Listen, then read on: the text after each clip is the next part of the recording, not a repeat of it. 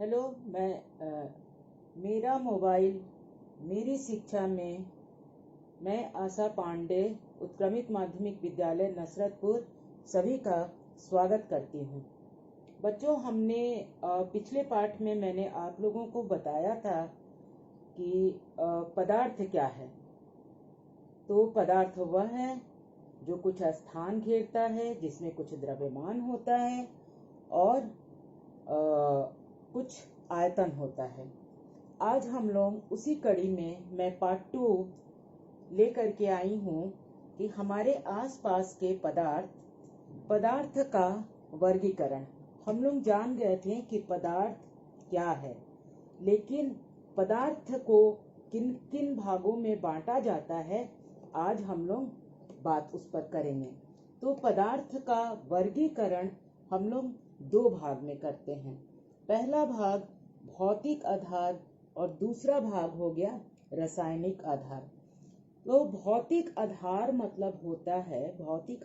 का मतलब होता है बच्चों कि यदि किसी चीज को हम छू करके देख करके पहचान लेते हैं कि क्या चीज है वो, तो उसको हम लोग भौतिक आधार कहते हैं।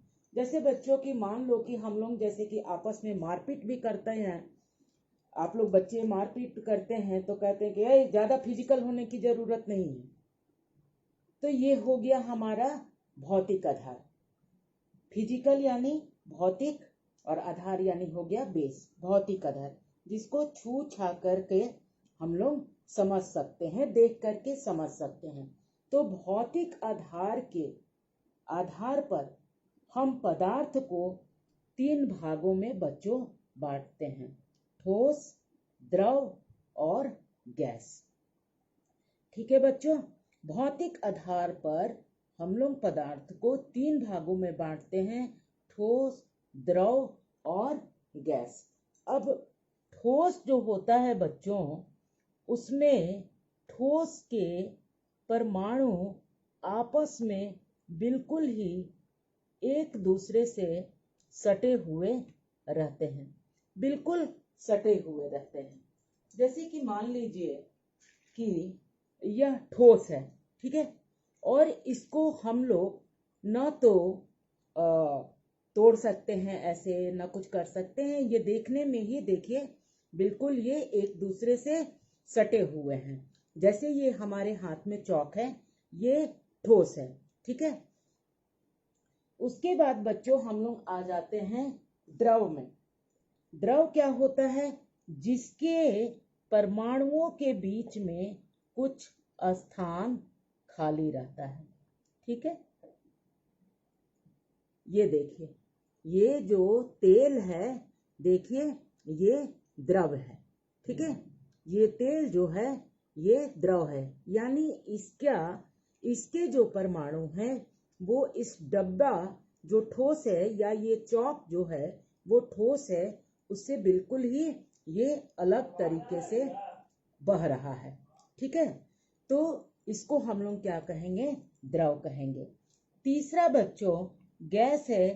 तो इसके जो परमाणु है ये काफी दूर दूर पर रहते हैं, तो इसको हम लोग क्या कहते हैं? द्रव कहते हैं। जैसे आप लोग हवा जो है या गुब्बारे में जो हम लोग फूंक करके फुलाते हैं, तो वो गैस भर जाने से क्या होता है? फूल जाता है। फिर अगरबत्ती जो हम लोग जलाते हैं तो देखते हैं कि उसका धुआं जो है वो क्या है? गैस है, मोटे मोटे तौर पर। तो ठोस, द्रव और गैस, भौतिक आधार पर हम लोग पदार्थ को 3 भागों में बांटते हैं: ठोस, द्रव और गैस। ठीक है बच्चों, यहाँ तक तो कोई दिक्कत नहीं होना चाहिए। पदार्थ जो है, पदार्थ हम किसे कहते हैं? जो स्थान घेरता हो, जिसमें कुछ ना कुछ द्रव्यमान हो और आयतन होता है, उसे हम लोग क्या कहते हैं? पदार्थ कहते हैं। और साथ ही पदार्थ क्या करता है कि अवरोध उत्पन्न करता है। यानी यदि कोई वस्तु रखी हुई हो, तो वो मान लीजिए कि ये किताब रखी हुई है, तो ये क्या है कि यहाँ से यदि हमको इस पेन को यहाँ से यहाँ ले जाना है, तो ये अवरोध उत्पन्न कर रही है, ठीक है। तो पदार्थ को हमको समझने के लिए पदार्थ का हम लोग विभिन्न भागों में बांटते हैं। तो पदार्थ के वर्गीकरण का दो आधार है, भौतिक आधार और रासायनिक आधार। भौतिक आधार का मतलब होता है जिसे हम लोग छू छाकर या देख कर ही हम लोग पहचान लेते हैं कि ये ठोस है, ये ठोस है, ये द्रव है, ये जो तेल बह रहा है ये आप लोग को नजर आ रहा होगा, ये द्रव है। और गैस जो हम लोग अगरबत्ती जलाते हैं वो हम लोग गैस कहेंगे। ठीक है बच्चों, अब चौथी अवस्था जो है वो है पदार्थ की प्लाज्मा अवस्था। ठीक है, चौथी अवस्था को हम लोग प्लाज्मा अवस्था कहते हैं। और ये बिल्कुल प्लाज्मा अवस्था वह अवस्था होती है, इसके लिए हमें बहुत ज्यादा आग की तापमान की जरूरत होती है। जैसे यदि लोहा को पिघलाया जाता है तो लोहा को बहुत उच्च तापमान पर जब उसको गर्म किया जाता है तो वो पिघलता है। और वह किस प्रकार का पिघलता है? गाढ़ा पिघलता है, गाढ़ा तरल पदार्थ होता है।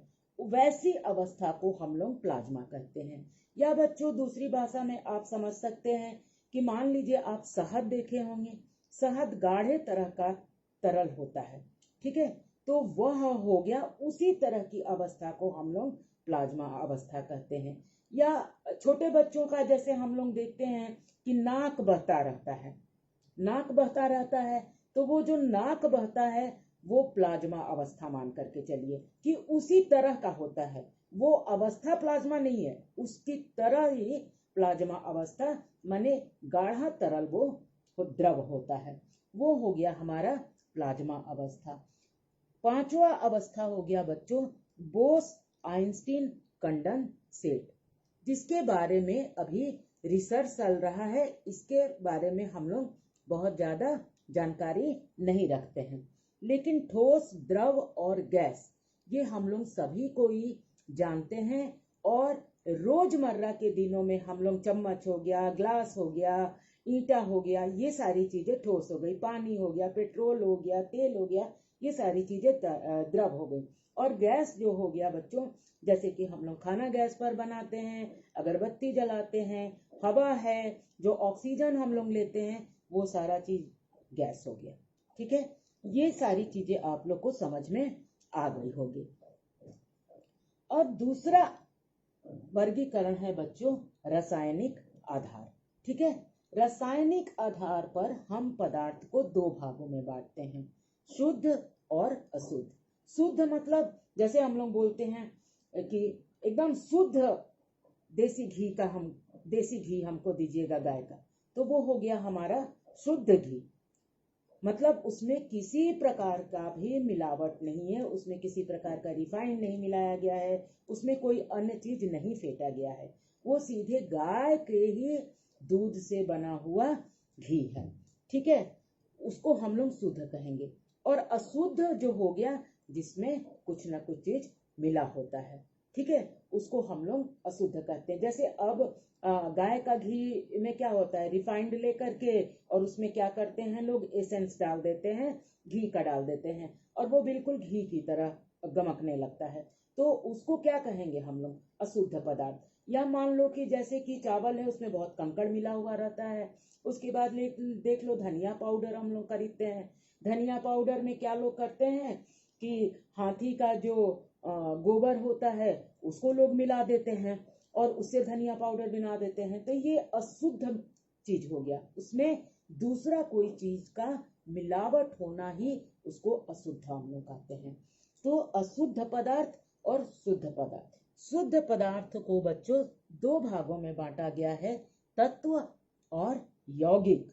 शुद्ध पदार्थ को हम लोग बांटे हैं दो भागों में, तत्व और यौगिक। और अशुद्ध पदार्थ को दो भागों में बांटा गया है, समांग मिश्रण और असमांग मिश्रण। ठीक है बच्चों, समांग मिश्रण और असमांग मिश्रण।